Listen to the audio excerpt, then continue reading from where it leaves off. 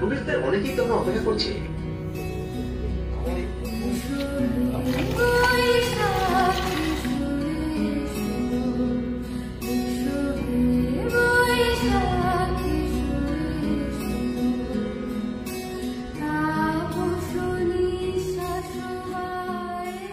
নমস্কার বন্ধুরা, আমি পূজা আর বেঙ্গলি ঘরকন্যা পূজা চ্যানেলে আপনাদের অনেক অনেক স্বাগত। তো সবাইকে প্রথমে জানাই শুভ নববর্ষে প্রীতি এবং শুভেচ্ছা, আর বড়দের প্রণাম আর ছোটদের অনেক অনেক ভালোবাসা। সকালবেলা ঘুম থেকে উঠেই আর স্নান টান করে নতুন ড্রেস পরিনি, কারণ আজকে অনেক রান্নাবান্নার চাপ আছে। তার প্রথমেই চলে আসলাম মাছগুলো ধুতে। আজকে মাংস করব না, কারণ আজকে যেহেতু আমরা বাঙালি আর মাছে ভাতেই বাঙালি হব নববর্ষতে। তো আমরা যেরকম ইংরেজি নিউ ইয়ারটা সেলিব্রেট করি আর ইংলিশ খাবার খেয়ে, ইটালিয়ান খাবার খেয়ে, তো কেন বাংলাটাকে আমরা মাছে ভাতে একদম সেলিব্রেট করবো না, মানে বাঙালি খাবার খেয়ে।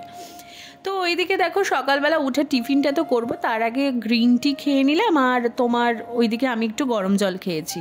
টিফিন করার ঝামেলাটা আমার ছিল না, কারণ শাশুড়িমা বললেন আমি চাউমিন বানাবো, তো এর জন্য টিফিন করার চাপটা আমার ছিল না। উনি চাউমিন বানাচ্ছেন আর আমি এদিকে পেঁয়াজ টেয়াজগুলো কেটে নিচ্ছি, কারণ আমাকে আজকে মাছ টাছ সব কিছু রান্না করতে হবে, আর যেইটুখানি পারবো তোমাদের সাথে রেসিপিগুলো শেয়ার করবো।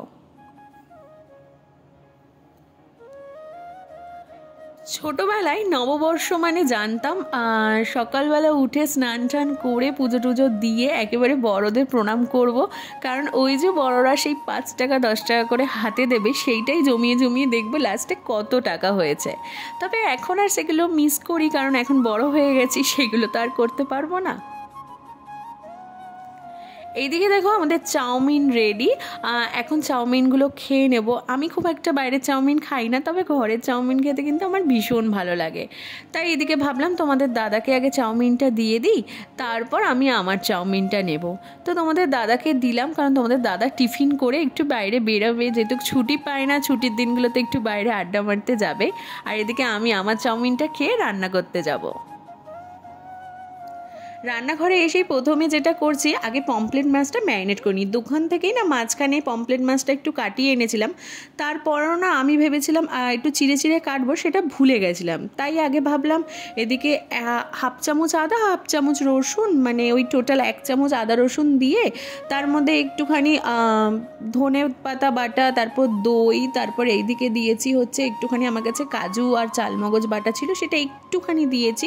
তারপর হলুদ গুঁড়ো আর লঙ্কার গুঁড়ো দিয়েছি। আর তারপর এদিকে একটুখানি ম্যাগি মশলা দিলাম, আর দিয়েছি হচ্ছে তোমার গোলমরিচ গুঁড়ো। আমি জিরের গুঁড়ো বা ধনের গুঁড়ো এখানে ইউজ করিনি। তারপর এখানে চিলি সস দিয়েছি, আর দিয়ে দেবো ওই 1 চামচ মতো চিলি সস, আর 1 চামচ মতো তোমার টমেটো সসটা এখানে ইউজ করব, এতে টক ভালো লাগবে। আর তারপর এখানে মেইন যেটা ইনগ্রিডিয়েন্ট, সেটা হচ্ছে এদিকে তন্দুর মশলা আর নুন। এইটা দিয়ে আমি এবার একটুখানি লেবু চেপে নেবো, মানে একটা লেবুর ওই 2.5 টুকরো যেটাকে বলে, সেটা লেবু চিপে এবার এটাকে আমি ভালো মতো ম্যারিনেট করে নেবো। ম্যারিনেট করার পর না আমার মনে পড়লো এটাকে একটুখানি চেরার দরকার ছিল, আমি তাই ওই ছুরি দিয়ে একটু ফুটো ফুটো, কারণ পমফ্রেট মাছের গা তো নরমই হয়, তাই একটু ফুটো ফুটো করে নিয়েছি। এবার এটাকে ম্যারিনেট করে সোজা দিয়ে দেবো ফ্রিজে। তারপর এদিকে মাছের ডিমটাকে হালকা করে ম্যারিনেট করে নেবো। সেটা আমি বেশি চটকাবো না, কারণ ডিমগুলো মুখে না পড়লে একদম ভালো লাগে না। তাই জন্য এটাকে হালকা হাতে একটুখানি ভেঙে নিলাম, নিয়ে তার মধ্যে একটু পেঁয়াজ কুচি, তারপর এদিকে নুন, হলুদ, তারপর এইদিকে জানো তো আমি খুব একটা এর মধ্যে মশলা দিই না, কারণ ডিমটা আমার নর্মালি খেতে বেশি ভালো লাগে। নুন, হলুদ আর একটু লঙ্কার গুঁড়ো দিলাম, কারণ কাঁচা লঙ্কাটা আমি দিতে পারবো না, আমার যেহেতু খাওয়াটা বারণ, তাই লঙ্কার গুঁড়োটাই দিয়েছি। একটু ঝাল ঝাল না হলে ভালো লাগে না। আর এদিকে মাছের গায়ে যে মশলা মাখিয়েছিলাম সেটা একটুখানি এর মধ্যে দিয়ে দিয়েছি, খেতে কিন্তু দারুণ লাগছিল।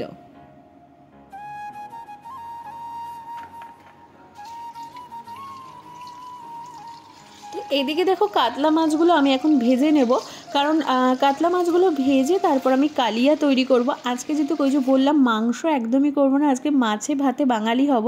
আর ফ্রাইড রাইসটা না আমি অন্যদিকে করা হবে, কারণ শাশুড়ি মা বললেন ফ্রাইড রাইসটা শাশুড়ি মা করবেন, কারণ উনি ফ্রাইড রাইসটা বেশ ভালো করেন, তো এর জন্য উনি ফ্রাইড রাইসটা করছেন। আর আমি সব কিছু দিয়ে দিয়েছি, উনি ফ্রাইড রাইস করছেন। আর এইদিকে আমি তোমার শুকনো লঙ্কা আর একটুখানি তোমার ওই বলো না এটাকে কি বলে, সর্ষে গরম করছি। গরম টরম করার পর এর মধ্যে আমি একটুখানি তোমার আমগুলো দিয়ে দিলাম, দিয়ে ভাজা ভাজা করে নিয়েছি। করার পর এর মধ্যে নুন দেবো, নিয়ে একটু জোর সিমে দিয়ে ভালো করে ভেজে নিচ্ছি। নিয়ে এর মধ্যে হালকা পরিমাণ মতো জল, যে যেরকম ঠিক খাবে না হালকা, আমি হালকা একটু নরম খাবো, এর জন্য আমি অল্প পরিমাণ মানে ওই মোটামুটি আন্দাজ মতো একটু জল দিয়ে নিয়েছি। নিয়ে এটাকে ভালো মতো ফুটিয়ে নিলাম। তারপর এর মধ্যে হলুদ গুঁড়ো, যেই জলটা ফুটে গেল একটু হলুদ গুঁড়ো আর চিনি দিয়ে এবার এটাকে আমি জোরে আঁচে ফোটাবো। ঘন হয়ে গেলে আমি নামিয়ে দেব। তারপর এদিকে মাছের কালিয়াটাও বসিয়ে দিলাম। এদিকে গোটা গরম মশলা ফোড়ন দিয়ে তার মধ্যে একটুখানি যেই ভাজা ভাজা হলো তার মধ্যে একটুখানি পেঁয়াজ দিয়ে দিলাম। তোমরা কাঁচা লঙ্কাটা দিতেও পারো, নাও দিতে পারো, আমি একটা ছিল সামনে তাই দিয়ে দিলাম। তার মধ্যে নুন আর চিনিটা দিলাম। চিনিটা কিন্তু মাস্ট, কারণ এখানেই কিন্তু কালারটা সুন্দর আসে। তো এখানে চিনি আর নুন দিয়ে ভালো মতো পেঁয়াজটাকে একদম লাল লাল করে ভেজে নেব। তারপর দেব 1 চামচ আদা আর একটুখানি বেশি, ওই 1 চামচের থেকে একটুখানি বেশি রসুন। আর তারপর দেব 1 চামচ মতো ঘিটা আমি আগে দিলাম না, কারণ আগে যদি ঘিটা দিতাম না পুরো ঘিয়ের সেন্টটাই চলে যেত, এর জন্য আমি আগে আর ঘিটা দিলাম না। দিয়ে এবার এই তিনটেকে দিয়ে ভালো মতো এটাকে একটুখানি ভাজা ভাজা করে নেব, যাতে আদা রসুনের যে সেন্টটা সেটা যেন একটা উগ্র সেন্টটা কেটে যায়, তো একটু ঘিয়ের সেন্টটা থাকে, এর জন্য যেহেতু ভাজা ভাজা করার পর এর মধ্যে দিয়ে দিলাম হলুদ গুঁড়ো, লঙ্কার গুঁড়ো, তারপর এদিকে কাশ্মীরি রেড চিলি পাউডার, কারণ একটু লাল লাল কালারটা আসবে, খুব একটা যেহেতু হলুদ এখানে পড়েনি।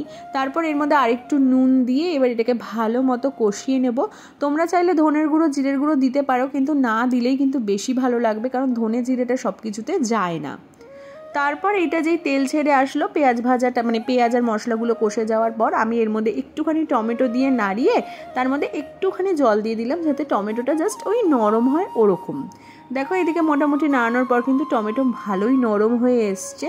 এবার নরম হয়ে যাওয়ার পর এদিকে দেখো তেলও ছেড়ে দিয়েছে। তারপর আমি দিয়ে দিলাম কাজু আর চালমগজ বাটা। আচ্ছা বলো তো কে কে এরকম বাটি ধোয়া জল দাও? আমি কিন্তু রান্নার সময় এই মশলার বাটি ধোয়া জলটা ইউজ করি, আমার কিন্তু এতে খুব ভালো লাগে আর ভীষণভাবে সেফটি মানে সেফও হয় কিন্তু, কারণ এতটা মশলা বাটির গায়ে লেগে থাকে এটা কিন্তু নষ্ট হবে। ওইদিকে দেখো মশলা কষানোর পর তেলটাও ছেড়ে গেছিলো, তারপর জাস্ট ওই মাছগুলো একটুখানি ফুটবে ওরকম একটুখানি জল দিয়ে মাছগুলোর মধ্যে দিয়ে তারপর আমি সিম আছে এটাকে ঢাকা দিয়ে দেবো, ওই ফুটে গেলেই রেডি কাতলার কালিয়া। তো চলো এদিকে মাছগুলো ফুটুক আর আমি ততক্ষণে স্নান টান করে আসি। ওইদিকে আমার রান্না বান্না সব কিছুই কমপ্লিট। তারপর আমি রান্নাঘরটা জাস্ট গুছিয়ে নিয়েছিলাম, নিয়ে স্নান টান করে এদিকে চলে এসেছি একটুখানি রেডি হতে। ওই নতুন জামা বলতে এই নাইটিটাই নতুন পরেছি। জামা প্যান্ট নতুন প্রচুর কেনা হয়েছে, কিন্তু আমি আর পরিনি, কারণ এখন আর কোথাও তো যাবো না, তো কি পরবো বলো, তাই জন্য ভাবলাম নতুন নাইটিটাই পরি। আর এদিকে তারপর একটুখানি টিপ আর একটুখানি ওই যে ক্রিম ট্রিম মাখার পর হালকা একটু সিঁদুর পরবো।